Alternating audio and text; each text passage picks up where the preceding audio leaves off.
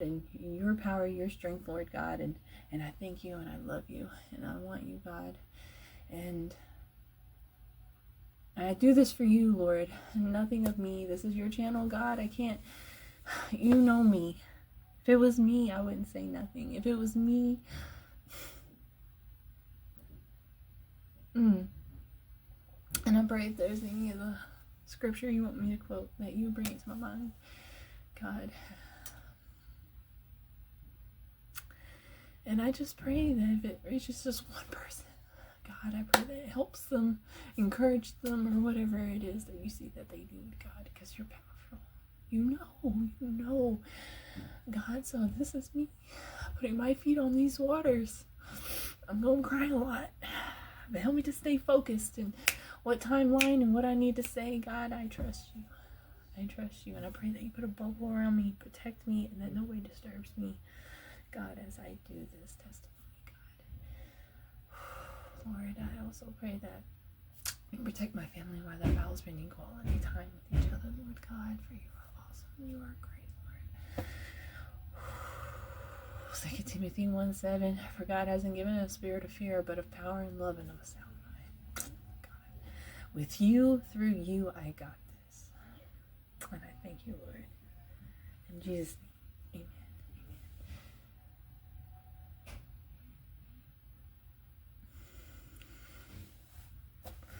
Hello, my name is Sarah, and I'm here to tell a story of my life and what God has started in me and His saving grace. And because I was dark, I was broken, my heart was hard. It was stone, and He has given me a heart of flesh. It hurts sometimes, but it is worth it. So I'm gonna have to start with the beginning, with my grandpa. My grandpa lived in a family, and when he was born, he was supposed to have been a girl. They really wanted a girl, and so his dad wasn't really happy that he was not a girl, and so I don't think sometimes we don't realize how we treat people, and he wasn't really treated that well. He was closer to his mom, and he always helped his mom. His mom had hearing problems, and he always helped her, and so he was real close to her. And as he grew up, he went into the army. Well, he was drafted that war, but he got to be a medic. He got to choose what he wanted to be, and while he was in it, he met this woman. I'm not going to give out any names. I just want to say that I love everybody. The story that I tell is just my story, and I don't blame anybody. I forgive everybody, and when I tell people like what happened in my story, I'm not blaming them. I know that there's more than meets the eye. And he met this woman, and he didn't realize that she wasn't very good. I'm not going to get into too much detail other than he went and they had their first son, and he was like, I really want a daughter. And so he walks into this orphanage, and he walked around, and he saw this little girl. He said, this is my daughter. And they tried to talk my grandpa out of adopting my mom because she had an eye problem and she had cleft foot. And he said, no, this is my daughter. And so he adopted her, and they fixed her eyes, and they fixed her club feet and everything, and they were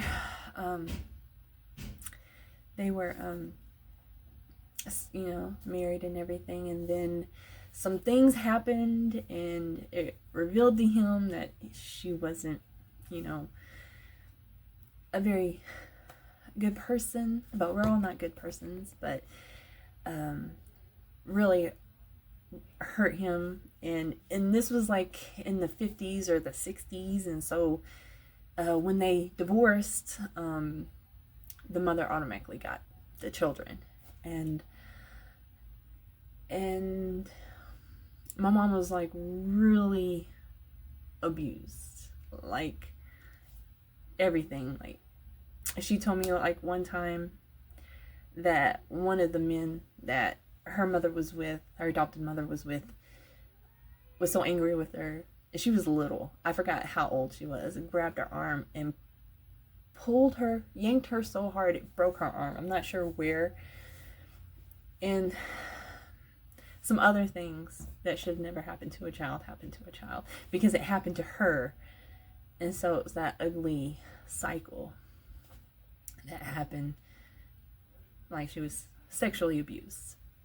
And then she would be verbally abused. My mom told me this one time. See, my mom was a beautiful woman and a beautiful child. She had hazel eyes and chestnut hair, and she said, why weren't you born with blonde hair? Why weren't you born with blue eyes? So I mean, like, I'm just giving an example of that atmosphere. And then when she would go to her father's house, they would go to church. They would talk about God, and so this is what she would get. She would get abused, and there was nothing my grandpa could do because the mother automatically got custody. But my grandpa was a praying man. I know he prayed for my mom. He prayed for his son. I know he prayed for me. And then as she grows up, she's wanting this acceptance. She's wanting a mother's love, because she gets her father's love, but because when she goes to her father's, but all this love that she wants, she can't get. She told me some other stories, but my testimony is pretty long, so I'm gonna keep going. She had a pretty rough life, and as a backdrop of like when I come into the picture, and then she met my father, which is I'm grateful for. He was kind of older than her, and I remember she told me that she really, she was attracted to my father, obviously, but his mother was amazing. I met my granny, and she was an awesome woman. She was very loving, very kind. But the irony though is when my mom went with my dad, she didn't like my mom. It was so funny, but she always strived for acceptance and stuff. But my mom. Oh, I forgot to mention my grandpa was from Michigan, and he moved down to Dallas, and so my mom is from Dallas, and when she met my dad, which was in Dallas, he was from a really small town in Texas, Center, Texas, and so my mom and my dad moved to Center, and she got pregnant with me, and like I want to say again, I forgive everybody in this story. This is just my story. This isn't my story to hurt people. This is my story to tell people how God has worked in my life. And my dad, just like my mom, had many demons. And he was an alcoholic. He was bipolar. And he would hit my mom. And I know he had many regrets. And I know my mom told me this one story where she was in a car and he was on the passenger side, and she got so fed up with it, she punched the gas and the car hit his side of the car. She said he was nice to her for about 2 weeks, so but I'm glad that nobody died in the situation. I don't think she was pregnant with me at the time. And but she got pregnant with me, and my mom noticed that it'd been over 9 months when she was carrying me, I wasn't dropping. And I know this was the hand of God. And so she went to this doctor.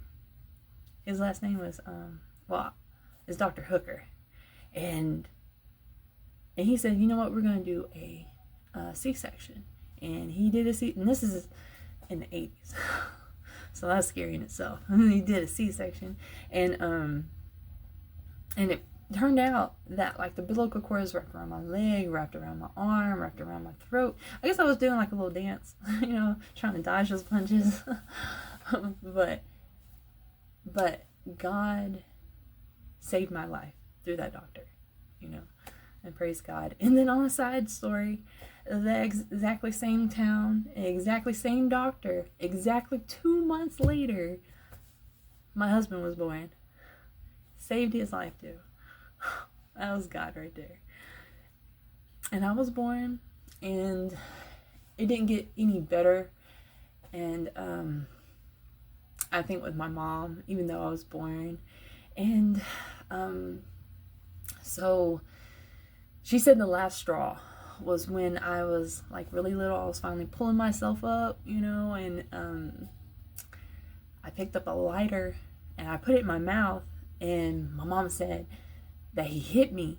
And I guess it must have been a really big hit, because she said that was it. She picked me up, she packed me in. And the funny thing is like the attention and the acceptance that she wanted from my dad's mom. My dad's mom actually begged my mom not to leave my dad. Like right at the end, when she wanted that acceptance. But my God, I think my God took her out of that situation, and my dad. And so, she was a young mother, and, she was still living in that small town, and she met, I want to say, she got pregnant with my brother, and then she met my stepdad, my now stepdad. My biological dad and my stepdad actually fought over my mom there for a little while. My mom was very pretty, and my grandpa was very religious. I know he had a good heart. I know he just wanted to make sure that that mom's second child was born in wedlock. I understand that. And I know that his heart was in a good place, He loved my mom, wanted to make sure she was taken care of, and how hard it is, And so she married my stepdad, and this is like, I want to say, when they met was about 1 or somewhere around there, and then my brother was born, and everything was good. He was very nice. We had some home movies. I saw them at that time. But, the scars that last the longest and that hurt the most is the one from our childhood. They do. They hurt, and so I want to move forward to like about 3, and I want to think before this happened, I had a lot of times where I should have died or almost died. And I remember I was around 3 or so, and I only remember pieces of this, and the rest is what has been told to me, is I followed the puppy out into the woods. And this is in Texas, and on the east side. And so there's a lot of hogs. We have panthers, just a lot of wild animals. And so I'm a little girl, and I'm out here in this woods and just walking around. And I do remember the sun was up, and then all of a sudden it started getting dark. So I was out there for quite a bit, and I was walking through this path, and I just remember like these bushes, these weird looking bushes I'm walking in between. And then all of a sudden, I mean, in my mind, in a little kid's mind, it looked like she just jumped out of nowhere with a flashlight, and she took me to her home. And and see, when I was born, I had bleach blonde hair and I had blue eyes, so I was really, really pretty. And so, well, I thought it was really pretty. I thought it was cute. Anyway, she was like, if no one comes for you, I'm gonna keep you. But no, my mama came for me because I know that she was praying for me to, for my protection. I know my grandpa was, and probably a couple of other people, because I could have been killed by wild hogs and everything. But I know that the enemy likes to sneak in and use other people to hurt people. So around this time, somebody was staying at our place when I was young. We were helping somebody out. They're pretty young, and my mom caught him messing with me, and in a way that should never be done to a child. And so, and this person was like really close to my stepdad, and he went away, and this is kind of when the anger started coming in on my stepdad, because he had a very horrific childhood. He was supposed to have been a girl when he was born. He was the last. He had many brothers, and he was the last one born. And right before he was born, his dad died. And then as soon as he was born, his mom hit menopause, and she was an alcoholic. So he has endured a lot. And then I was so selfish, I couldn't see it. See that the pain, because like when people are lashing out and they're angry, they're crying out for help, and they're not realizing it. Anyway, his anger started coming through. And it started, he was never physical. He never laid his hands on us. He was verbal. And he would be angry. He would break glasses and stuff like that. I'm not saying I want to forget. I forgive everybody. I love everybody. Okay? It's my story. I'm not here to hurt nobody. And if I had $1 for every time he said he would burn the house down, it was just utter chaos. But like my mom, she was going to church, and then when she left, she didn't want to go to church anymore, and she stopped. And I know that she was searching, and we started going back to church again, and the Sabbath day, and I started going to church. We would go to church every week, and it was just weird because everything would be fine going to church, and then other chaos, and I want to kind of fast forward to about, let me see, a little bit. I want to say maybe 4 or 5, and I went and I visited my real dad, my biological dad. He lived in Center at the time, and there was this little project called we call them bricks, where they help people with housing, and they had child care and stuff there. So my dad will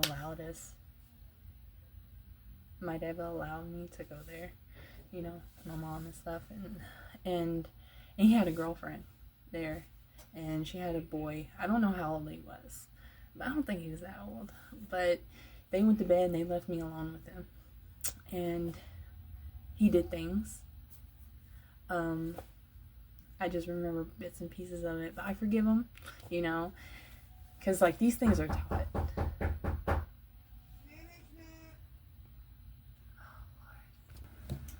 And so that happened. I'm not gonna get into any detail, and because of what happened that first time with me, I told my mom what happened, because she told me, if something happens, tell her. And so I did, and I was crying and everything, because you're a child. You don't understand, because you're supposed to be a grown-up before you experience any of those things. But the enemy comes in. He seeks to steal, kill, and destroy. He truly does. And he doesn't care how old you are. And so my mom confronted my dad and that woman, and it was a big fight, and she went and got me examined. That was horrific in itself, and everything. So my relationship with my dad kind of strained. I think he still came in a little bit. I'm gonna be honest, a lot of my childhood I don't really remember, only bits and pieces, and it's okay, God's healing me. And I go to school, but at this time I don't trust any adults. I don't, because I feel like, my dad's not there, and I'm seeing this craziness at home because, it's that dad with his anger and, his demons and that he's been fighting, but he's not drinking anymore because, like, he was an alcoholic too. I forgot to mention that because his mom was an alcoholic, but he stopped drinking, but he was older too. So, I mean, he has that alcoholic, tendency still because he drank for so long. He did, but he didn't drink anymore with us because my mom was like, no. And so I'm going to school and I'm out of control because of all the anger. And because I remember that the second time that stuff happened to me, they sent me to a psychologist or a therapist, something. I remember because there was toys and there was a dude there and I was talking, and but I only remember that one time. I don't think I ever went back. But I was really out of control. And the older I got, I didn't bully kids. I would bully teachers. Yeah, adults. I remember I was so bad in this one school, they transferred me to another one because I got kicked out because they couldn't control me. And I remember I was in that class. She was really nice, very sweet. I'm so sorry that I did this to her, but I didn't understand what was going on. And, I was asking for help, and I didn't know how, a child's mind. I broke that teacher. I remember we were out in the hall, and this was around 1st or 2nd grade, and she grabbed my face and says, "You shouldn't be like this. Why are you doing this?" And she let go of my face. And as I'm walking away with someone else, I look back and I see her crying in the hall on the floor. I broke her, and I didn't mean to.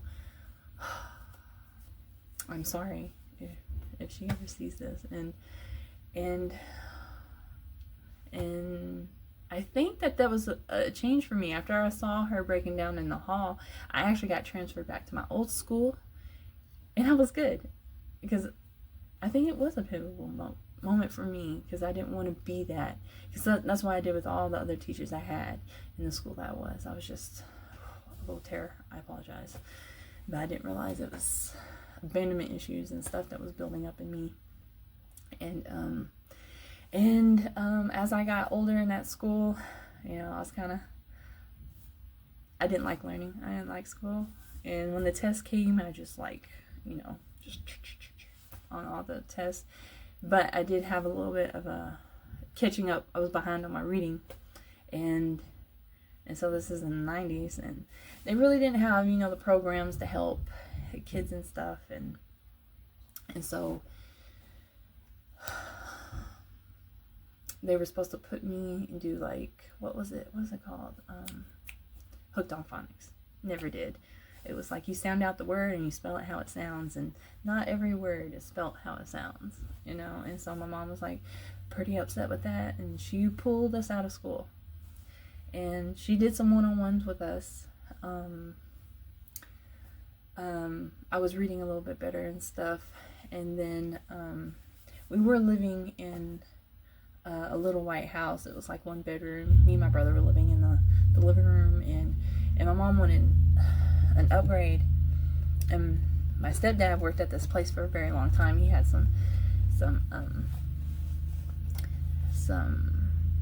retirement built up, and so they let him retire early, used it, and got this really nice, really big house. It was 4 bedrooms, but one you could use it for doing your clothes and stuff, and then it had an ironing board in the wall. But it was 3 bedrooms, but you can make the other one into a bedroom if you wanted to. It was pretty big. It was really nice. And so in this small town, it's really hard to find a job. So after he retired from that job, he was looking, for a job, and it was really hard for him to find one. And so my mom had to start working, and she started delivering newspapers. And so, and she would have me come along. So every day we would get up at 1 o'clock in the morning. And this is around when I was 8. And around this time too, I would go see my grandpa and stuff, and it was awesome. But I think around this time, he got remarried, and they moved far away, like in Florida, because she wanted to be close to her grandkids and stuff. And I understand. I know things happen for a reason. But like when it came to my grandpa now, whenever he would leave, I would throw a tantrum. I would be angry because, he showed me love, and it was just, if you knew my grandpa, you would understand. My grandpa was awesome. And so that devastated me. And so I started going to work every day at 1 o'clock in the morning. Sometimes my little brother didn't have to go. I understand, he was little. And sometimes when we would drive by the house on our way to delivering more stuff, we would pick him up. And so we would do that. And one time in our delivery thing, we started delivering some newspapers in the morning time. I forgot what they were called, but they used to be all over Center. And this was back when HEB was in town. And they would have like the free ice cream coupons in it. Loved it. It was awesome. And in the meantime, my mom is still looking, for acceptance and for love, and she's in this relationship that's verbally abusive, but not physically, that I ever saw. And there was this old woman. I remember her. She was mean, but I understand now why my mom cared for her so much, because that's what she was used to, always being mistreated, and she was looking for that acceptance. And like, she didn't like people. Like, she had like this big chain link fence. I mean, it was over 6 feet, and she would have barbed wire going all the way around it. Okay. And we would visit her, my mom would talk to her and stuff like that. And then we started seeing newspapers were building up. And see, at this time, my stepdad actually found a job. And so, and it required him to, drive around town and stuff. And he was like, hey, that lady you be talking to all the time, like, her newspapers are piling up. I don't know what's going on. So my mom said, like, I'll check it out. And so she went over there, and you couldn't get in. It was a big lock on it. Okay. One of those locks that you need a key to unlock it. And so my mom started yelling, like, hey, it's me. I see, all your newspapers are piled up. What's going on? And then it sounded like we heard her scream. And so now we're shaking the fence. And I go over there, and I'm like yanking this this padlock. I'm yanking it for all I'm worth. Little, maybe 8, 9, 10 years old, and yanking on it. And my mom's like, you know what? Let's pray. And so it was my mom, me, and my brother, and we're praying. My mom prays, and as soon as my mama was done praying, I go over there, and with one finger, I kid you not, I touch it. It falls to the ground. Like, just a few minutes ago, this thing was locked. You're shaking the fence and everything. Nothing's happening in one little finger. Like, I didn't even pull it. I just touched it, and it fell off. And see, when I was that little, I didn't understand that God was showing me and my mom and my brother miracle. It's just like, but anyway, it turned out that she had a massive stroke. If she would have been there one more day, she would have died. She was like really hydrated, hadn't eaten nothing. And I think that it was so severe that she got put in the nursing home. I don't remember us going to see her. I know that we saw her at the hospital, but I don't think we ever visited her. I don't remember. Or maybe my mom did, but not with me and my brother. That could have happened too. And then after that, I was looking for love and acceptance, because my mom, she really didn't get that much love poured into her. And so she couldn't really pour that much love into everybody. She didn't know how to treat a girl or a daughter because she never had that mother-daughter relationship ever. So looking back at it now, I understand. I didn't growing up. Because I remember this one time we had these cats, and I had one. He was black. He was so beautiful, and he would like curl in like a little ball. He looked like a little dot. His name was Dot. And so and she had a gray one. It was Smokey, and I did something. She said, "Don't touch him again." I touched him again, and she slapped me, and I ran and I hid under my bed. And see, those are probably things that she went through as a little girl. I hardly ever got them. That's the only time I ever remember her slapping me. I did get whoopings. I got whooping at church one time. Our church was on this side, and then on the other side was place for people to donate, clothes and stuff for people who need it. And I was being bad. And so she took me in that room, and she whooped me with a donated belt. I was good after that. And so I wasn't abused as bad as I know my mama was. And she had a lot of stuff she had to deal with. And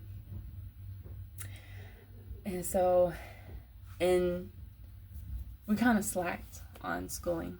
I didn't like school.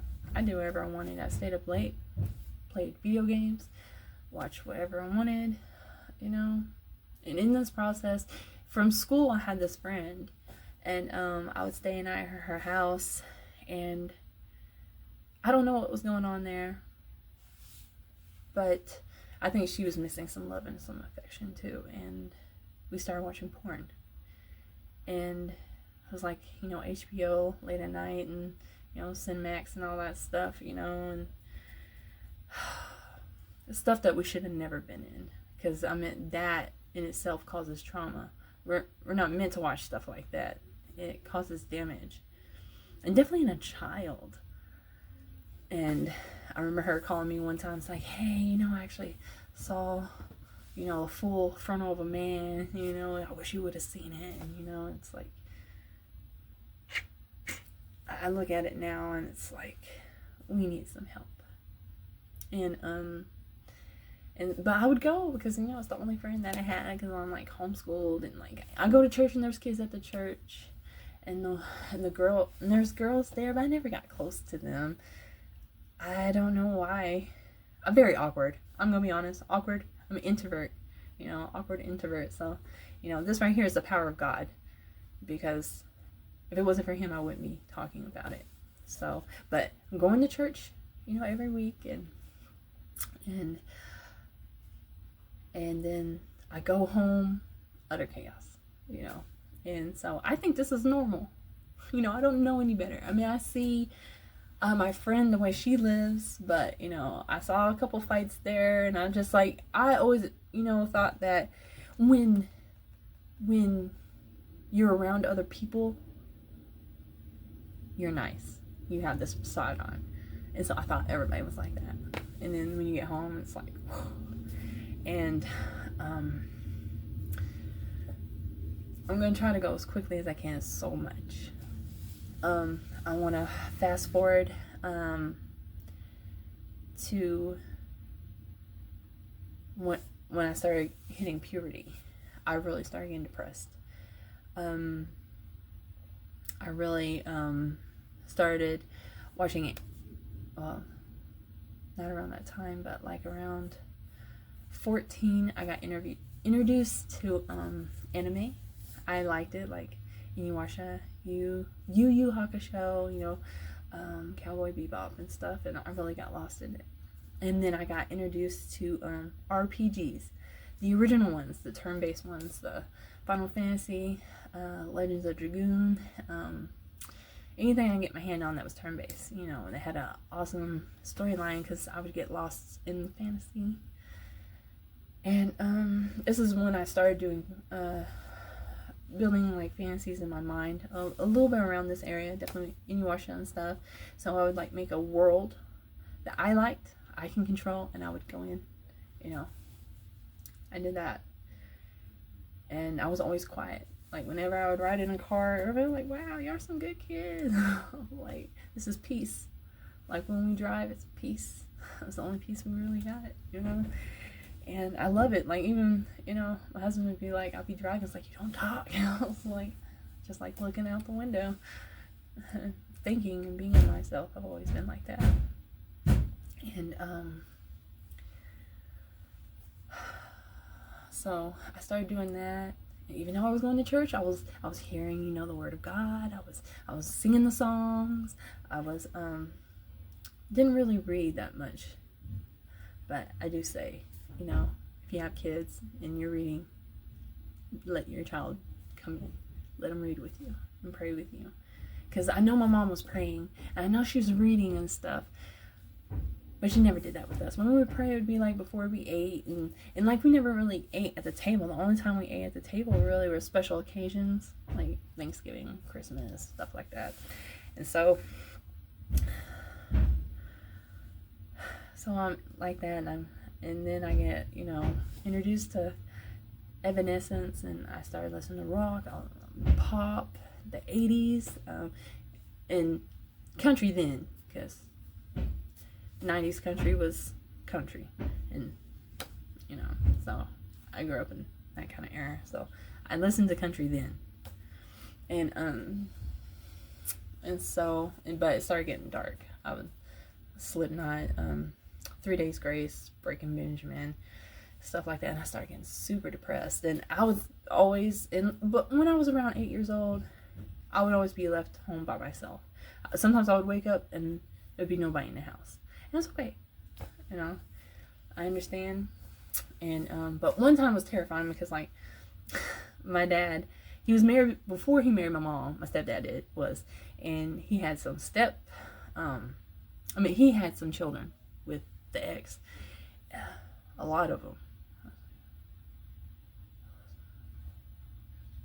about 4 of them, I think. Sorry, give or take. And I was there by myself, and they pulled up, and they were banging on the door because I turned off the lights. I ran in my mom's room and went under there because I was scared.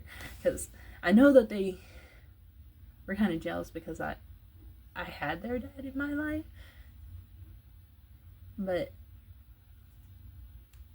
you know, how can I control that? You know, so I didn't want to open the door. I was kind of scared because like they were really older and they're kind of scary to me. So when they pulled up, I turned off the lights. I ran to my mom. I hid under her, and they were beating. And anyway, that was the most scariest thing. And the second scariest thing that ever happened to me when I was home by myself, I'm gonna fast forward to I was about 15, and I believe, and it was so funny because my mom, she loved to shop, and she loved garage sales, okay? And she would buy like some weird stuff, and one time she bought this Bible, and this is amidst of me, you know, watching anime. This is amidst me playing video games, and like every time it was time to go to church, I always thought it was a burden. I didn't want to go. I wanted to do my thing. I'm so glad I'm not like that anymore. But anyway,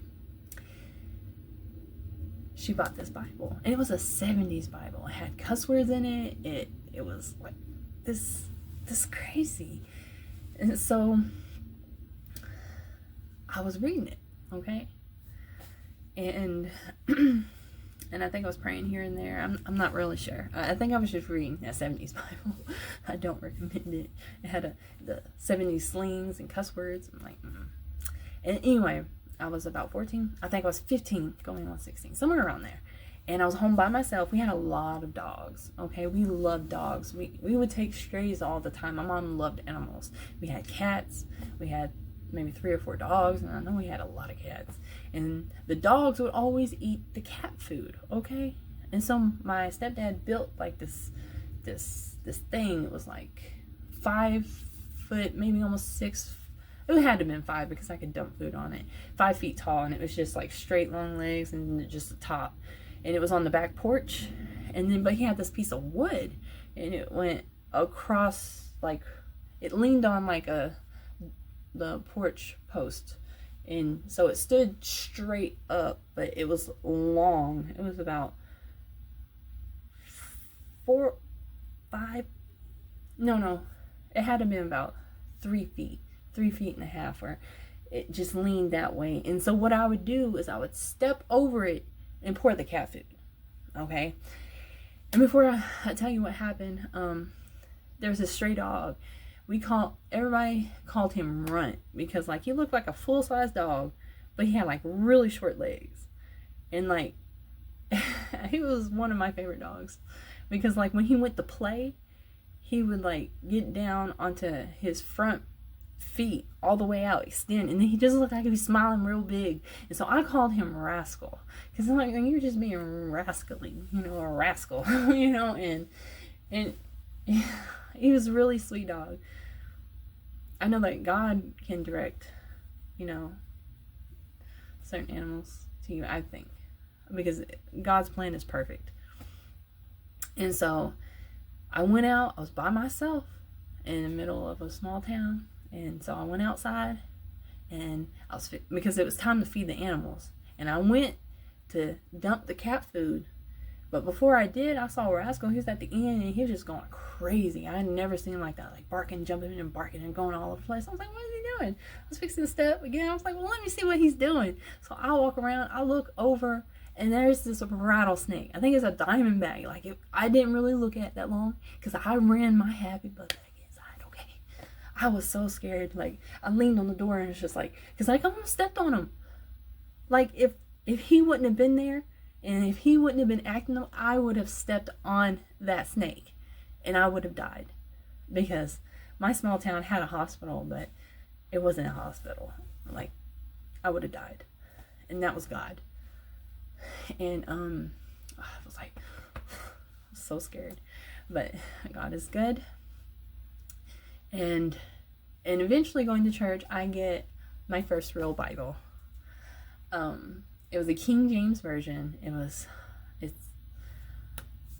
It has God holding an hourglass, and then there's this big world. I remember the cover.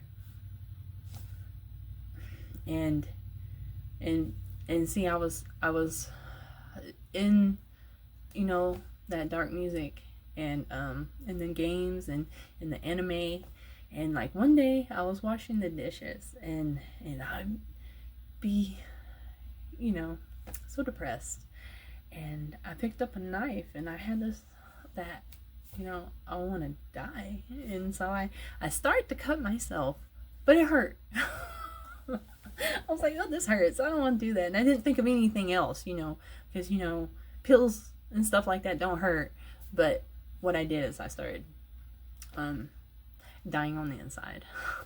I went further inside myself, further into my fantasies, further in my fantasy of my movies and my games. And the funny thing is, I don't fault my mom. I understand.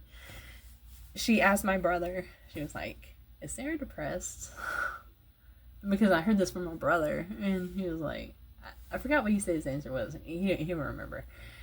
And so, and this depression and everything, I think it was about 15 or so, I finally got that Bible, and then I started reading one chapter in the daytime, when I first wake up, and then I would read one chapter before I would go to bed, and I would pray, and when I was about 16, after I read my chapter, and I was praying, I didn't understand it then, but I understand now.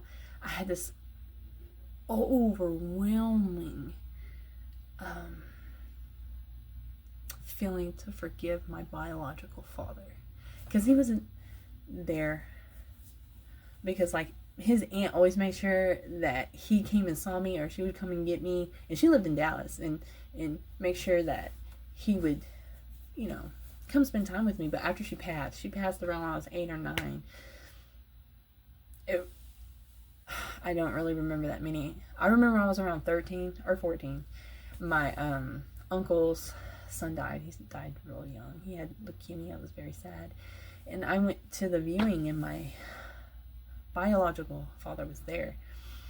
And I remember this stuck with me for a long time, because like I'm already feeling abandoned, because like, and not wanted because of my family environment and stuff. And so I'm standing there, he's in there talking to somebody and talking, and I'm just standing there, he's talking to somebody. Somebody came up and he said, "Hey, you know, your daughter's here." Even though he saw me there, and so I felt like I'm an afterthought. And so that really stuck with me, that I'm not worth it. And so the Holy Spirit understood that that was a scar. And in the middle of that prayer when I was 16, I forgave my father for not being there when I needed him, because he couldn't pour into me what wasn't pouring into him. And so I forgave him, even though I didn't understand what was going on or why I was forgiving him. I didn't even realize I was angry, you know. And so as I was praying, I was like, "Lord," I said, "Send me somebody who loved me for me." And I didn't realize he already answered that, because it's him. I was about 16. And in this midst, my mom was going to school to become a nurse. And so when she stopped, when she graduated, I stopped doing the newspaper thing. I was really happy. I was like, I get to be a kid. And this is sporadic, my grandpa coming and visiting and seeing that we're not doing any schoolwork or anything. And he was like, "Here's some books, do these." And he wanted us to do them on our own. And I am not a motivated person. The only thing that God, which I'm so glad God did, is installed in me at a young age work ethic. For sure. Because like I would get up almost every day at 1 o'clock in the morning and go to work. And so I'm very grateful for that. I knew I needed that. And so I just did what I wanted. I watched anime. I played video games, stayed up all times, the hours. I would stay home by myself all the time, and watched movies and stuff. And I remember one time I watched this movie Notebook, and after the end I just started crying, and I was crying so hard, because I never cry, because as a child I always thought if you cried you're weak. And so I was just bawling my eyes out, and I walk in the bathroom just crying and bawling. And I'm not really telling you my personality then. I was a smart mouth, and I was very angry, and I didn't cry. And so when I cried here, I was crying so hard because I hadn't cried in a long time. They even knocked on the bathroom, "Are you okay?" And I'm like, you know, and just crying hard. And I didn't realize it was because of the love. It wasn't because of the movie itself. It was at the very end when they were on the bed together that they loved each other so much that they died together, you know. Okay. And so this is what I'm dealing with, you know, and God slowly chipping away the things that are making me angry and stuff. I didn't realize that. And when I turned 17, my mom and my stepdad came up to me and told me that it was time for me to get a job. I was like, okay. So my first job was Subway, Eat Fresh. And I loved it. I mean, I would make it look so pretty. I would get tips, you know. But my very first day, I remember this. I never smiled. Never. And so when I was there, they're like, "Sarah, you have to smile." I'll tell you, my face hurt so bad. And like I know my face was like super red because like I am an awkward introvert. I don't like to talk to people. And I thank God that he put me in that industry, because it has helped me to be able to, you know, talk to people, even if I don't feel like it. Because, you know, when you're in the industry, you have to, you know, customer service, be nice and polite. And with what I saw with my mom and dad, you know, everything's okay when we go to church or if we go out or do something. And then when we come back in, you know, utter chaos. And so I was able, with that, I was able to learn how to put on a facade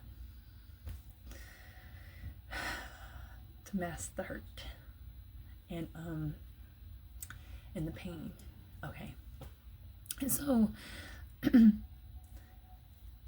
I was there. I was 18 now. I've been there for a while. I worked in the daytime because I was homeschooled. I was able to work in the daytime, and everybody had their spot. I was the cashier girl. I would check people out during the rush hours, and then I would make sandwiches. Always get tips. I was good. And they were pretty. I had one that was like, it looks like it could be in a cookbook. I was like, okay. And then at this time, there's a lot of people trying to bide for my attention. You know, I was a kid and wanting to date me and be really old people. I had this really old dude. He was like 70, and he would come and fix the ice machine. He was like, well, if I was 50 years younger, I would date you. And I was like, if you were 50 years younger, I wouldn't even be born. Okay. Like, it was creepy. And then all these guys were coming out of the woodwork trying to get my number and everything, and I was getting tired of it because, like, I was tired of the, you know, the older people coming.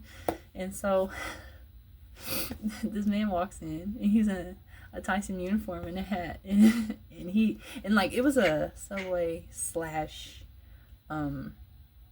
convenience store, and I only did Subway, and I did work on the gas station side, but I only stopped that one time, only one time.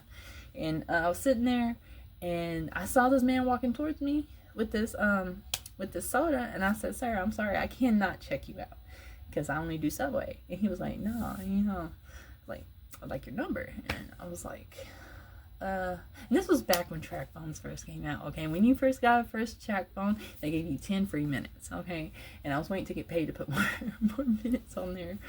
I'll show the age there. And I told him, I said I'm 18, I'm a Seventh-day Adventist, and I'm a vegetarian.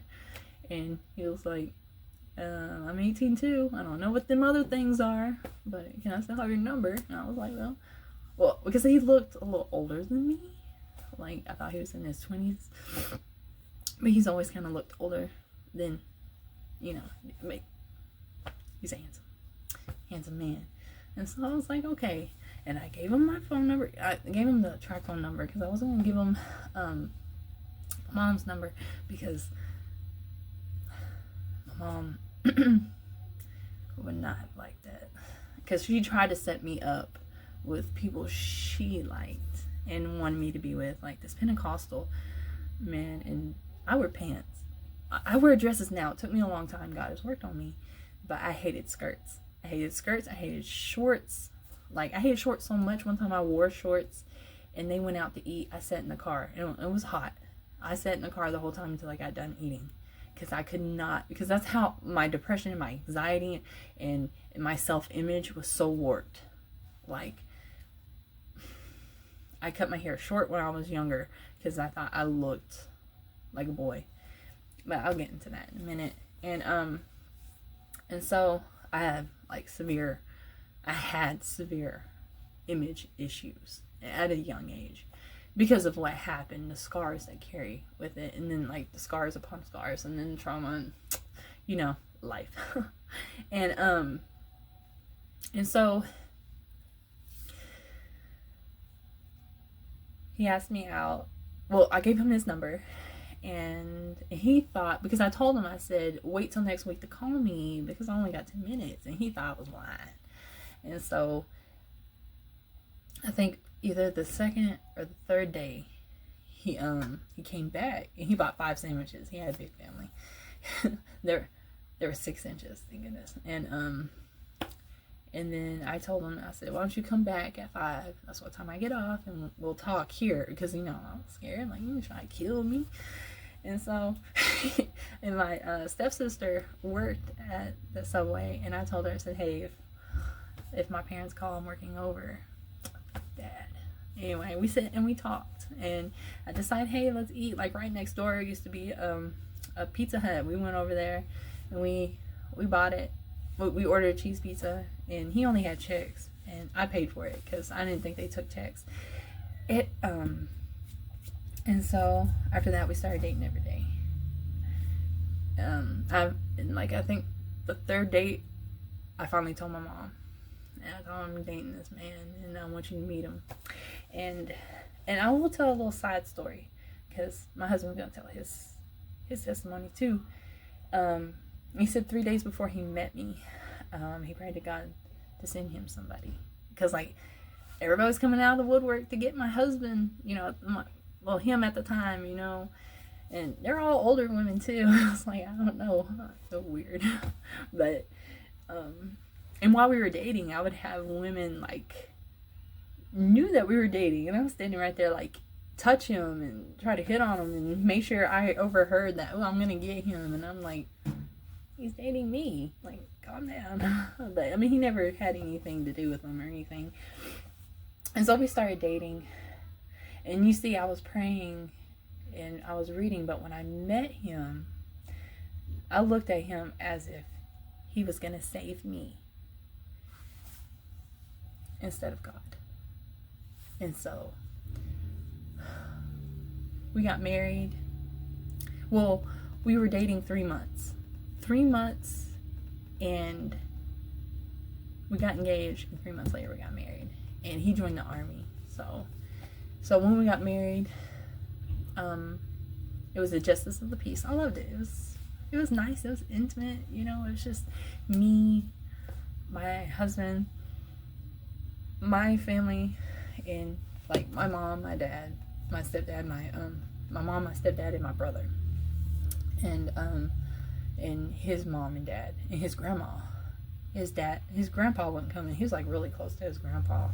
That kind of like hurt him a little bit, but I think it was just too much for his grandpa to see. And got married, and we did our honeymoon in another small town. It was a little bit bigger than ours, and we came back next week. He was deployed. Well, not deployed, but he went to do basic, like boot camp. That's what it is. And he couldn't be away from me. Like, I would tell him I'm okay. Like, all I did was work and go home. That's all I did. Work and go home. And make sure all the bills were paid and everything. And he couldn't do it. And his shoes were too little, messed up his feet. And because his feet was messed up, that he would have to start all the way over. And he was like, he just told him, I'm going to jump out that window. And so they gave him uncharacterized discharge. So, like, you can get some paperwork and go back in if you want. And, because this was, when, the Iraq War and everything, and everybody was in Afghanistan. And so, so he came back home. We were living with my mom, and that was a disaster, because my mom actually started competing with my husband for my attention. And it was like, I didn't know what to do, because like I always wanted her attention. Like, we would do, like, every once in a while we would go get a haircut together. I can say that and we would work together, throw out newspapers. But other than that, we never really had a relationship. I always wanted a relationship, and every time I got paid, I would give him $100, and my checks would be $182 a week, for gas and stuff. And I was saving up, and I wanted to get me a vehicle, but my mom got like the station wagon she didn't like, and so I took up the payments on it. I didn't want it. Called it my Batmobile. I hated it, but now I look back, I should have been grateful. I was so ungrateful. And I had anger issues. And so before we even got married, I know he had anger issues, and we would fight. That's what I saw. If you love somebody, you fight with them. It's chaos. And it was before we got married. We'd have some fights, and then we got married, and he'd been out, came back from the boot camp, and we were working. He was working Tyson, and I always felt like I wasn't part of the family, or I had a family, so I wanted a family. And we decided to start one, and God gave me a family. I got pregnant with my firstborn, and And I had to quit Subway because I didn't have insurance. I had to work at the same place my husband was working at again, Tyson. And so we were both working there, and like almost anywhere I've worked, I don't know what it was. Like, I pretty much always stayed to myself. I was an awkward introvert, okay? But we always had people who always attacked us. And things happen for a reason. You know, I'll pray for them now. It's awesome. They, I don't know, jealousy? I don't know what was going on. I don't know. All we did was work. We're on the bottom. We would work at this hatchery, and we'd always be attacked. Always, you know, talked about and all kinds of stuff. And it was only like a little bitty hatchery. It was like maybe 10, 13 people worked there. That's it. It was like nothing. But we always had problems. And then like one day, you know, they did something to me. I think it was, they locked me out of the women's bathroom because somebody went in there and peed all over the floor. And I was in charge of cleaning the bathroom. I could have just cleaned it. But she locked it, didn't give me a key, and that was a problem. But everybody said, no, it wasn't. I can't use the men's. But I'm like, I'm not a man. And so, and then they started in on my husband. So my husband just quit, and he walked out because they were dragging him in it, and it had nothing to do with him. It was, you know, between me and them. And so, and I just didn't show up anymore. And they were like, is she gonna come back? I'm like, no. Because, like, it got really intense. Like, the intensity of how mean they were to us and everything. And I was about 6 months pregnant with my son before I got insurance through Tyson. And I finally started going to my doctor's appointment. And what's so funny is they didn't believe I was pregnant when I was pregnant with my first son. And then when I hand over the paperwork saying, hey, I'm fixing to have my son, I need my leave of absence. And they're like, oh, you can't do this. Oh, you can't do that. Because, like, I would climb up on the ladder, pick up this metal lid, and clean out, you know, after we get all the eggs and stuff, like the little baskets that we have to wash. And I was like, and then I had to wash the baskets and stuff like that. I was like, I've been doing this the whole time. Y'all didn't care. But that was my littlest baby. It was born 7 pounds 11 ounces. Convenience store baby is what I call them. 7-Eleven. And so I got to stay home for a little bit. And my husband, he had this red truck and it messed up, and we traded it in, even though it was $100 fix. But we were young, and they took advantage. And we got this truck. It was a 07, but it started falling apart. Brand new. It started falling apart. And see, we were never taught how to be married, how to take care of a household, how to budget, how to save, okay? And I was paying all the bills by myself because we were still children. You know, we both didn't know how to be a team together. And when I was off with the baby, we lost the truck, and my mom took that car back that I had, and my husband wasn't happy about it. But I had a new baby, and I remember I cried to get that car back, and she finally gave me the car back. And my mom, she had issues with money and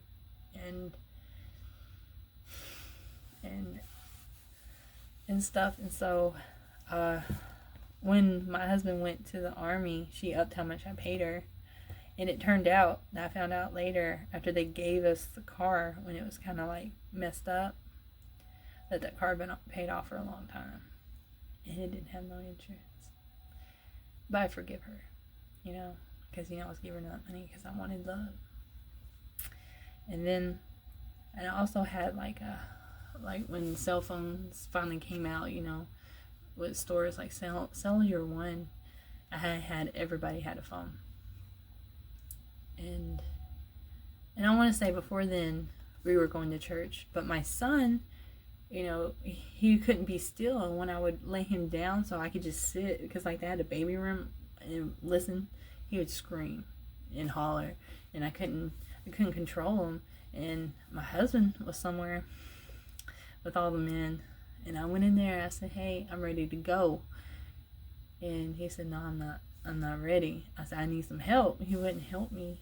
And so I left him there. And someone had to bring him home. I told him a couple of times. I was mean. I know that. And so I stopped going to church. After that, I didn't go back to church. I stopped praying. I stopped reading. Okay? So I was giving you the context. And so, and I was working, and my husband was working. We lost the truck. I begged for my mom that car back. She finally gave it to me. And see, me and my brother, we haven't really had that. I mean, we would have good times, but some bad times. I was really mean to him. I took out a lot of anger on him, you know.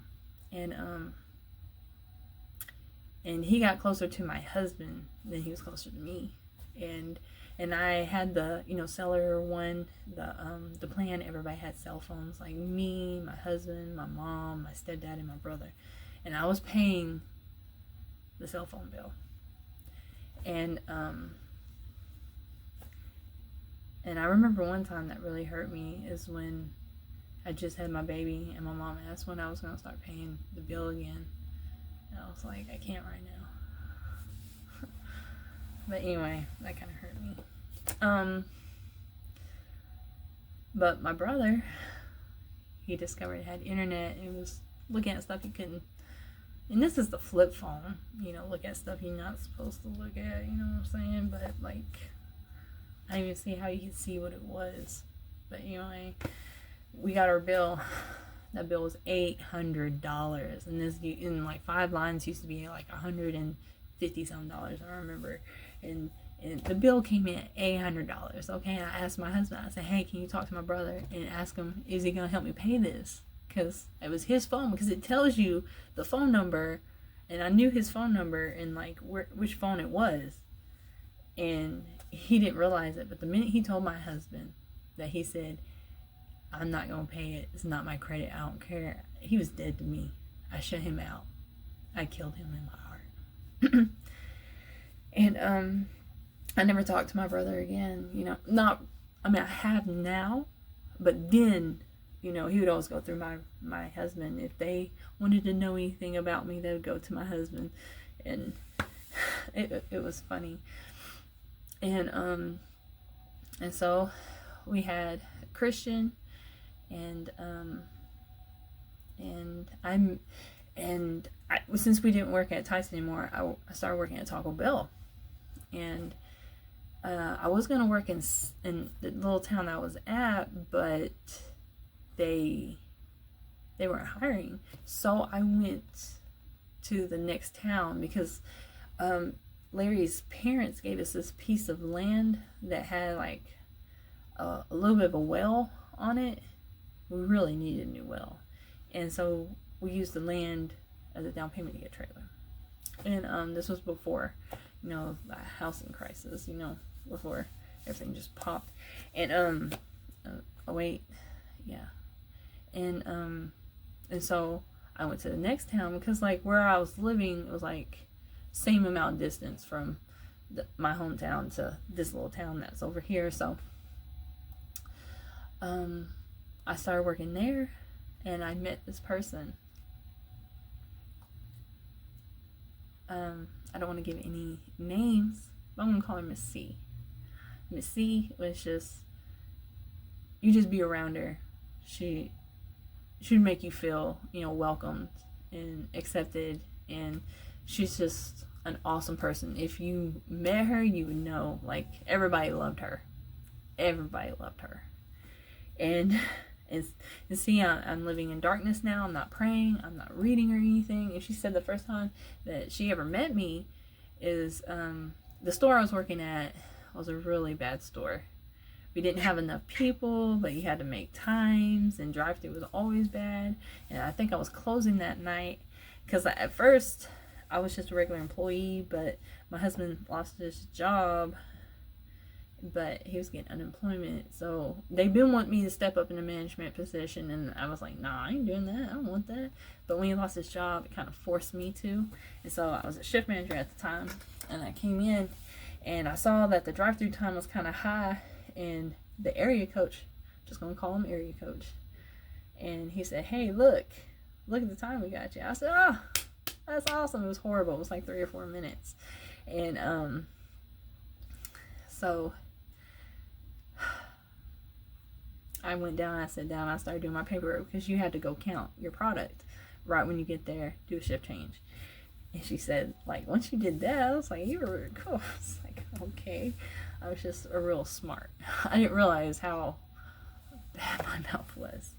But we started hanging out, we started getting closer, and I'm getting, angrier, because, like, I'm working all these schedules, because, like, I was working day shift. But what's funny though is, before she worked at Taco Bell, she was working at this daycare, and she saw me dropping off my firstborn, and because I would work day shift, daycare, work, and then I come pick up my baby, because my mom was watching my son, but I was trying to wean him off of the bottle, because I read somewhere or something that, if they drink the bottle too long, it misform their teeth. So I was putting them on the sippy so I could work on, a regular cup next. And my mom was just standing in front of the sink, and I was like, hey, Mom, I saw him with the bottle. I said, hey, Mom, I thought I told you I want him on the sippy. And she didn't say nothing. She didn't move. I said, hey, Mom, I thought that I told you I want him on the sippy. And she still didn't turn around. So I said one more time. And when I did that, she turned around and just screamed, he's still a baby, really loud, very. And it was like, took me aback, And so I didn't say nothing. I went in the living room. I picked up my stuff. I picked up Christian, because he was in a little bouncy thing. And maybe he didn't take it well. That might have been what was it. Looking at it now, I left and didn't go back. I didn't take him there anymore, and I put him in daycare.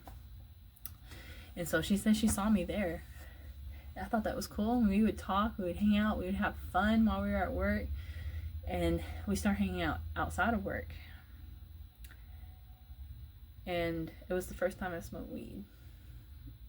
And I remember it. We were on the riverbank, and I was drinking. We drunk MD, Mad Dog.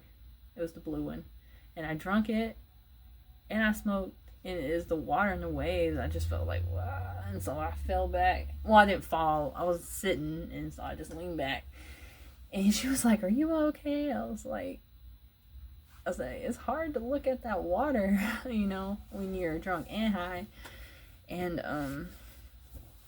that was the first time, and that opened up a door right there. Definitely drinking and smoking. And so, I missed this one. I'm going to backtrack just a little bit. When I was pregnant with my firstborn child, in that truck I was telling you about, that new one that we bought, we were going down the highway. And if anybody's ever been to Texas, our speed limits are fast, faster, and faster, fast. And so the part that we were going 60. That was pretty fast back then. And it's just a small little strip. And as we're passing this diesel,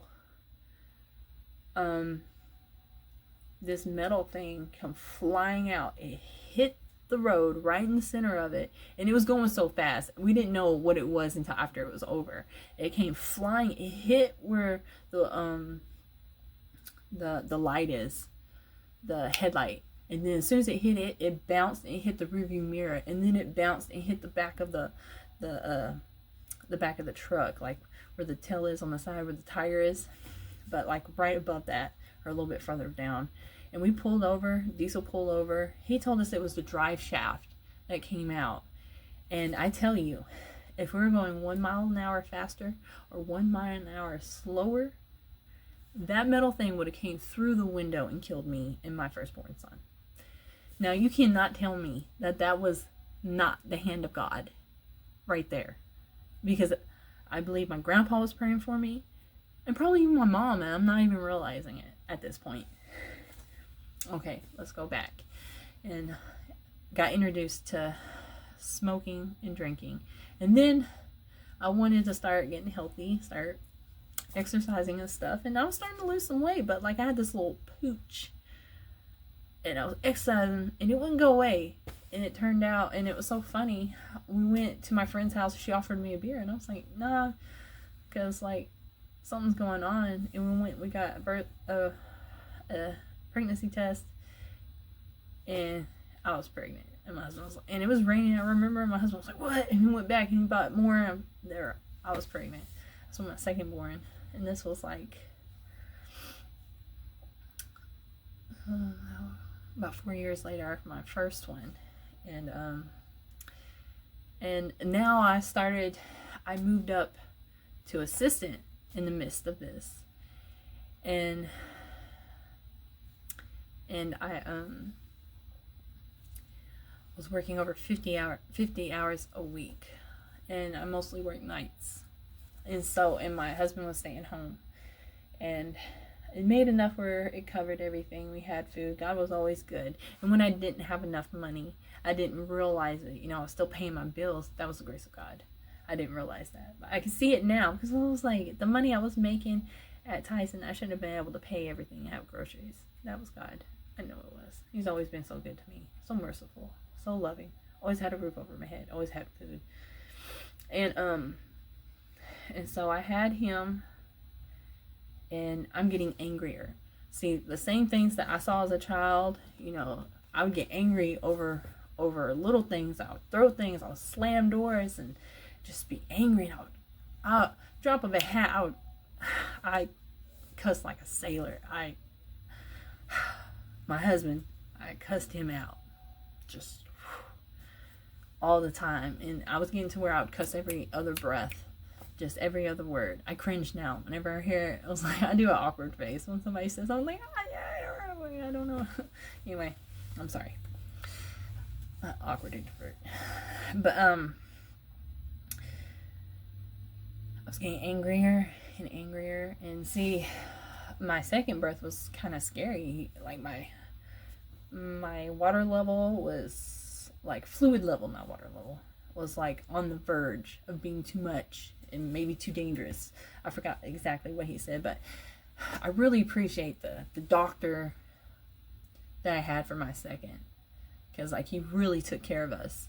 And he, like, almost every week I was having an ultrasound with him, because I was always on that edge, and he was so big, and so much fluid, and like my ankles would swell so big. And I would have to sit down and put them up while I was at work, because I would work 10-hour shifts. And like, when you're in management in fast food, even though you work 10 hours, you're not allowed to have a break. Ever. And that would be what I would have to do. But I would make friends while I was at work. There's some really awesome people. And there's this one woman, I'm going to call her D. She was really tough. You could tell she was a really tough woman, and she didn't take no flack. And like one day, me and her were fighting about something. She didn't like something I did or anything, and so she went to leave. She's like, "If you weren't pregnant, I would beat I'll beat you up." And I grabbed. And there's this quesadilla thing where you rock and roll. I grabbed that thing. I grabbed the spatula. I said, "My face ain't pregnant. Come and get me." And you should see her face. Like I was crazy. I mean, I wasn't crazy. I was just ignorant. Okay. And she left because she was like, just left. And I was like, now I think back, like, why would I do that? I'm pregnant. Like, I could put my child in danger. But, God's like, made sure that didn't happen. And what's really sad is later on, they used me to get her fired, because like there was this pop, well, it's not pop, that's what they call it, nor the soda. It was leaking everywhere, because like you get these like big 5 gallons of soda, and you have to put them in there and take the top off and screw it in, but like one of the bags were leaking everywhere, and so I told her just go throw it in trash. And I think it was a setup, because they was like, oh, look at that, there's soda in the trash, and they fired her. And I tried to explain what happened, they wouldn't listen to me, and so she thought it was my fault she got fired. And I promise it wasn't me. I should have fought harder. That's the thing I regret. But maybe it was time for her to move on, because everything happens for a reason.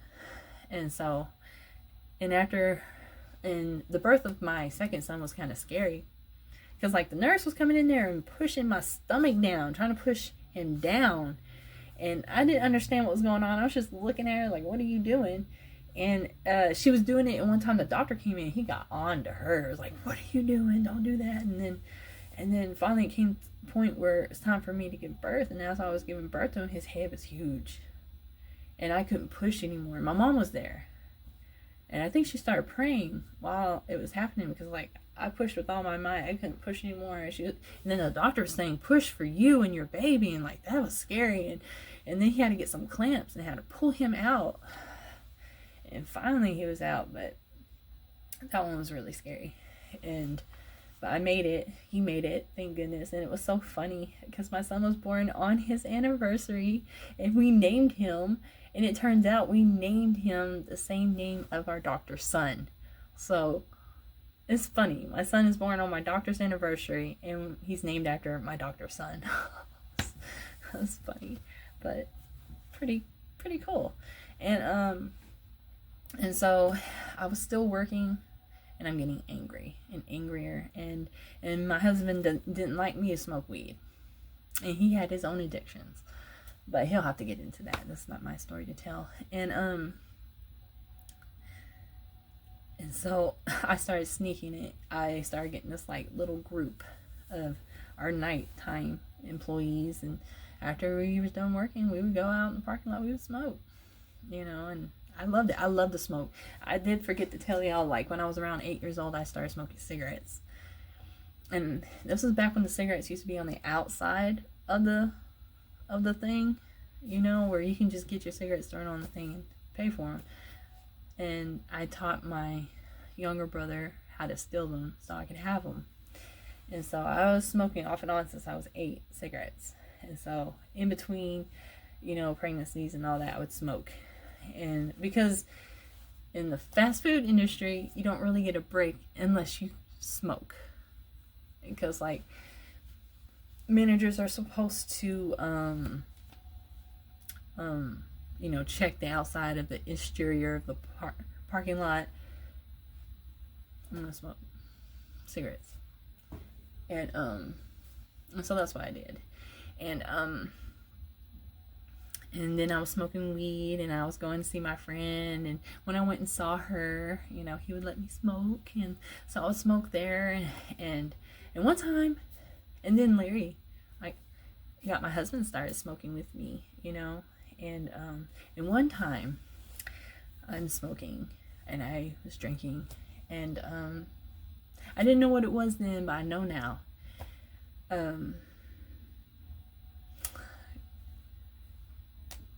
The Holy Spirit fell upon me, and I was taken into a vision.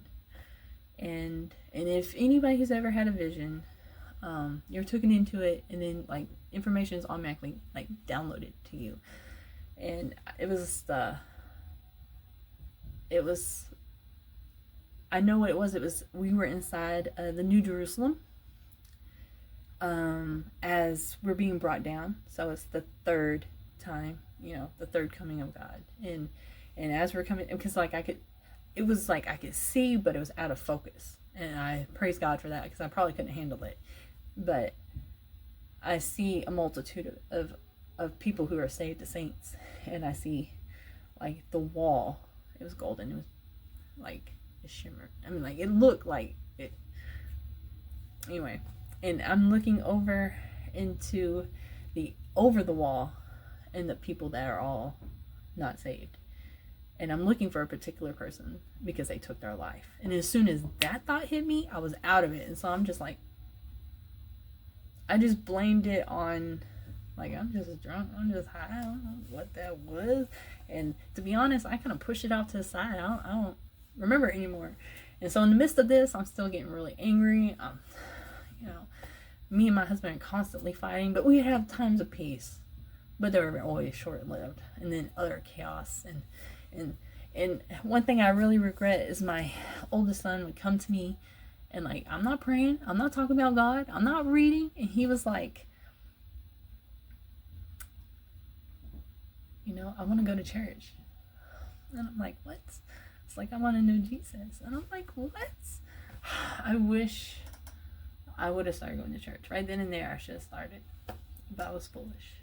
Absolutely foolish.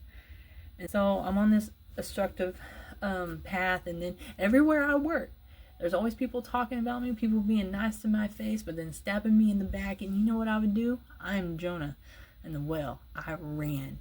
I transferred so much for Taco Bell, but I worked with them about 7 years though, but I worked in a lot of different ones. I would go everywhere. The biggest one was, I want to say,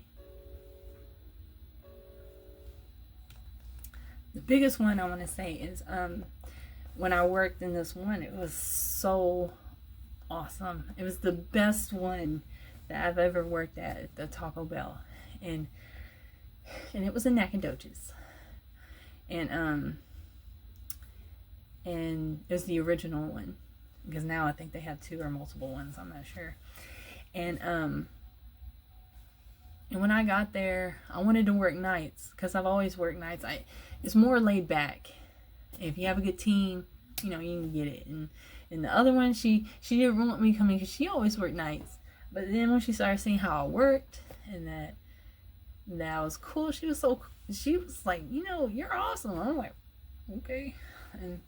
And then she found out that I smoked weed. And one time we went to Surf Safe class and we got our Surf Safe, and on our way back, because we were supposed to finish our shifts because you get 10 hours. They should just let us be off, because like that is just brutal in itself. But anyway, we smoked, and I'm awkward, okay? So we smoked and we went to work. I was in drive-thru taking orders, and I know they knew I was messed up. So sad. And so it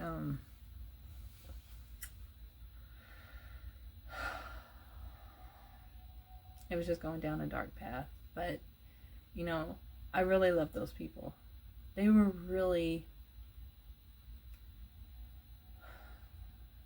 people, you know. And it turned out that her girlfriend worked there. And see, I didn't know at the time, because like when I was hanging out with them and smoking, like her girlfriend was talking about her ex cheating on her, and she was so upset about it. I was like, there's somebody out there better for you and stuff. Like, and me, like, they were together, but they were trying to hide it because she was the manager, and the one she was dating, you know, was a, you know, regular employee. Yeah, clash. But anyway, it was a training store, and we were training, and we had some really awesome people, and you know, pray for them. I pray for them, and then it got to the point where the training manager was fixing to move up, and so that girl was gonna take that spot. And I was like, you know, that's awesome, you know, I'm gonna do whatever I can to help you, make sure, you know, times stay good, you know, we're gonna crush this, you know, you're gonna look good, you know. And her girl, they were talking about making her a manager, and she came up to me. It was really strange. She was like, would you train me and stuff to be a manager? I was like, yeah, I'll train you, help you with whatever you need and stuff, because like I knew they were together and stuff. And then we were supposed to have a meeting, the whole store, and like I went, and I was just gonna hang out with a meeting, and it was like we would get out like at 5, so the meeting was like 7 or 8. So I just hung out with them until it was time to come in the meeting. And in the middle of the meeting, we're smoking and everything, and they were like, Sarah, this meeting is gonna be really bad. And I was like, what you talking about? And I sat at this meeting, and like they sat around me, and see, when I worked 10 hours, a day, I would work 50, and then if the surveys weren't good, you would work another day. They would make you work 6 days sometimes, and night shift is pretty brutal sometimes, because I don't know if it's still there or not, a sports bar, and the drunk people would come in. Like, we started getting police officers that would be what you call them, like, that would watch out for us and stuff, to make sure that there's nothing too rowdy is going on. And it would be police officers that were off that day. And what we would do, if someone comes through the drive-thru and they're drunk, we would let them know.